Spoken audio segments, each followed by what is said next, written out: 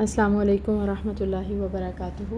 الحمدللہ، اللہ تعالیٰ کی مہربانی سے اور اللہ تعالیٰ کے فضل و رحمت کے ساتھ آج ہم سورہ الفجر کی آیہ نمبر 21 کی تفسیر دیکھیں گے۔ سٹارٹ کرتے ہیں۔ الحمدللہ رب العالمین، الصلاۃ والسلام علی اشرف الانبیاء والمرسلین وعلی آلہ وصحبہ اجمعین۔ فاعوذ باللہ من الشیطان الرجیم، بسم اللہ الرحمن الرحیم۔ رب اشرح لی صدری ویسر لی امری واحلل عقدۃ من لسانی یفقہوا قولی۔ ربی زدنی علما، اللہم فقہنا فی الدین، آمین یا رب العالمین۔ آیہ نمبر 21۔ کلا، ہرگز نہیں، اذا جب، دکت الارض، زمین ریزہ ریزہ کر دی جائے گی، دکا دکا، خوب ریزہ ریزہ کرنا۔ ہرگز نہیں جب زمین کوٹ کوٹ کر ریزہ ریزہ کر دی جائے گی۔ یہاں پر لفظ کلا آ رہا ہے، اور کلا کے بارے میں ہم پہلے پڑھ چکے ہیں کہ کلا جہاں پر لفظ استعمال ہوتا ہے وہاں پر اس میں اللہ تعالیٰ کی ڈانٹ چھپی ہوئی ہوتی ہے، اور زوردار نفی کے لیے یہ لفظ استعمال کیا جاتا ہے۔ اب یہ لفظ کافروں کے گمان اور ان کے زوم کو مسترد کرنے کے لیے یہاں پر استعمال ہو رہا ہے کہ کافر دنیا کی حرص کر رہے ہیں اور یتیم کا مال ہڑپ کر رہے ہیں اور اس کے حقوق کا تحفظ نہیں کر رہے، اور اس کی تادیب، تربیت اور تکریم نہیں کر رہے، اور اپنے ان کاموں کو اچھا سمجھ کر الٹا وہ ان کاموں پر خوش بھی ہو رہے ہیں، تو ان کا یہ سمجھنا اور ایسا کرنا بالکل غلط اور باطل ہے۔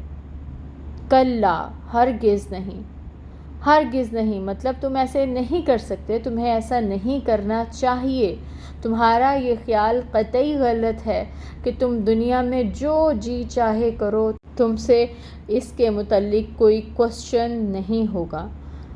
تو بتایا یہ جا رہا ہے کہ تمہیں اس وقت کو سامنے رکھنا چاہیے جب قیامت آئے گی، اور ایسا وقت یقیناً آنے والا ہے، تو ان لوگوں کو جو یہ کام کر رہے ہیں اپنے کاموں سے باز آ جانا چاہیے۔ یہ وہ لوگ ہیں جو مال کو جمع کرنے کی فکر میں لگے ہیں، خواہ حلال ہو یا حرام ہو۔ ان کا یہ وہم ہے کہ آگے چل کر آخرت میں اس کی کوئی پوچھ گچھ ان سے نہیں ہوگی، ان سے کوئی سوال نہیں کیا جائے گا، ان کے برے اعمال پر کوئی گرفت نہیں ہوگی۔ تو ایسا ہرگز نہیں ہے۔ جن لوگوں کا یہ حال ہے وہ قیامت کے دن نادم ہوں گے، شرمسار ہوں گے، اور وہ یہ تمنا کریں گے کہ کاش انہوں نے اپنی ساری عمر نیک کاموں میں صرف کر کے اللہ تعالیٰ کا تقرب حاصل کیا ہوتا، یتیموں پر، غریبوں پر، ناداروں پر اپنا مال خرچ کیا ہوتا، لوٹ مار، ڈاکہ زنی، چھینا جھپٹی نہ کی ہوتی، حرام ذرائع سے کمائی نہ کی ہوتی، سود نہ لیا ہوتا، نقلی دعائیں نہ بیچی ہوتی، ذخیرہ اندوزی نہ کی ہوتی، ڈرگز کا بزنس نہ کیا ہوتا، رشوت نہ لی ہوتی، اور دیگر حرام کام نہ کیے ہوتے۔ لیکن اس دن ان کاموں پر ندامت کسی کام نہ آئے گی، اور ایسا انسان صرف افسوس ہی کرتا رہ جائے گا۔ یہاں تک تو ہم نے دیکھا کہ کلا یہاں پر کیوں آ رہا ہے، ہرگز نہیں کہہ کر کس بات کی نفی کی جا رہی ہے، کس کو یہ کلا کے ذریعے ڈانٹ پلائی جا رہی ہے، ہم نے ان لوگوں کے بارے میں پڑھا۔ پھر آگے آ رہا ہے دکا دکا۔ اب دکا کا معنی ہے ریزہ ریزہ کرنا، کسی چیز کا ڈھا کر برابر کرنا، کوٹ کر ہموار کرنا۔